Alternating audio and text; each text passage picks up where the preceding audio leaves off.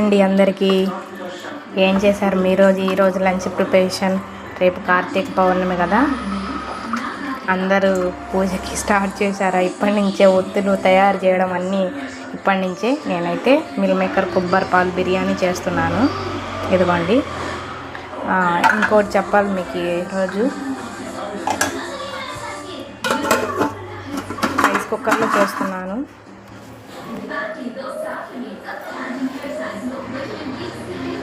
నేను ఈరోజు కొబ్బరి పాలు పెరుగు చేస్తున్నాను. ఫస్ట్ సారి కొబ్బరి పాలని ఇలా పొయ్యి మీద పెట్టేసి, ఇదిగోండి కొన్ని ఉండిపోయినాయి, మిగిలిపోయినాయి నాకు.